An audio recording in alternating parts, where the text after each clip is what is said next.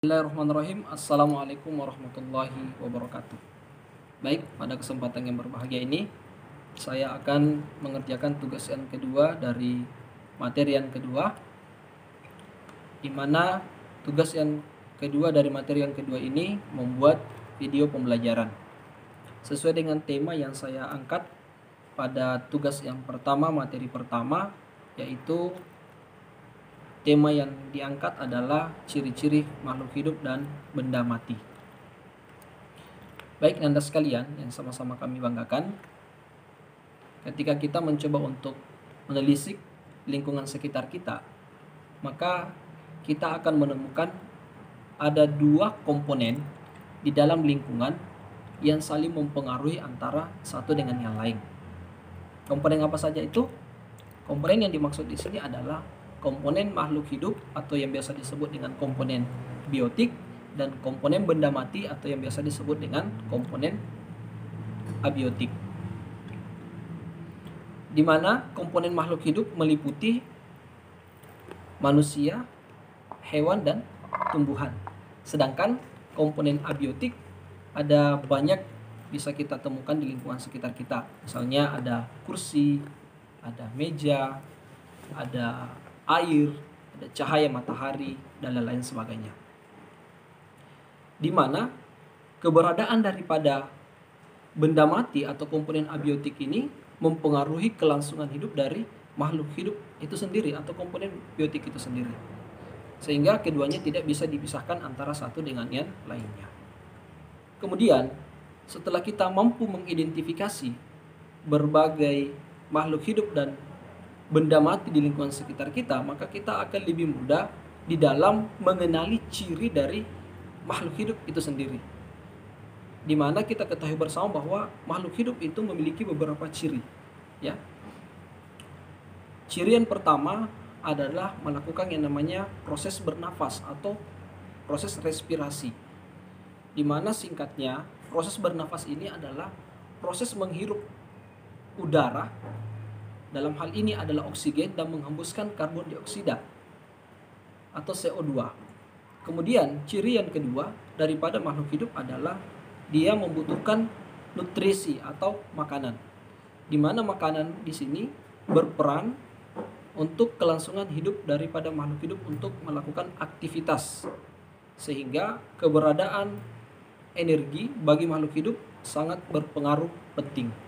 Kemudian yang ketiga, ciri daripada makhluk hidup adalah mengeluarkan zat sisa atau proses ekskresi. Di mana seperti yang kita ketahui bahwa zat sisa pada makhluk hidup itu bersifat sebagai toksik atau bersifat sebagai racun, sehingga dia harus dikeluarkan dalam tubuh secepat mungkin. Di mana zat sisa yang dimaksudkan di sini adalah keringat, karbon dioksida, urin, dan cairan empedu. Ciri yang keempat daripada makhluk hidup adalah dia mengalami yang namanya proses berpindah tempat atau proses gerak. Namun, kita perlu ketahui bahwa proses gerak yang terjadi pada hewan dan manusia jika dibandingkan dengan tumbuhan, maka itu berbeda. Kenapa? Karena proses gerak yang terjadi pada manusia dan hewan, dia disebut sebagai gerak aktif. Sedangkan gerak yang terjadi pada tumbuhan, dia hanya disebut sebagai gerak pasif.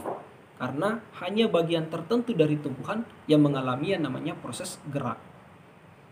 Kemudian, ciri yang kelima daripada makhluk hidup adalah dia menyesuaikan dengan keadaan lingkungan atau melakukan yang namanya proses adaptasi. Karena salah satu hal yang harus dilakukan oleh makhluk hidup agar tetap bisa survive, bisa bertahan hidup, maka dia harus mampu menyesuaikan dengan keadaan lingkungan. Misal, ketika di suatu tempat, suatu makhluk hidup kekurangan sumber makanan, maka dia harus beradaptasi dengan melakukan proses migrasi atau proses berpindah tempat dari satu tempat ke tempat yang lain untuk mencari sumber makanan untuk bisa menunjang proses kehidupannya. Kemudian ciri yang keenam daripada makhluk hidup adalah dia memiliki yang namanya siklus kehidupan. di mana kita ketahui bersama bahwa setiap makhluk hidup itu memiliki batas usia masing-masing. Karena siklus daripada kehidupannya ini tentu akan berpengaruh terhadap proses regenerasi dari setiap makhluk hidup. Kemudian, ciri yang ketujuh daripada makhluk hidup adalah dia mengalami yang namanya proses pertumbuhan dan perkembangan. Proses pertumbuhan dan perkembangan pada makhluk hidup ini sangat menunjang daripada proses kelangsungan hidup suatu makhluk hidup. Karena kenapa?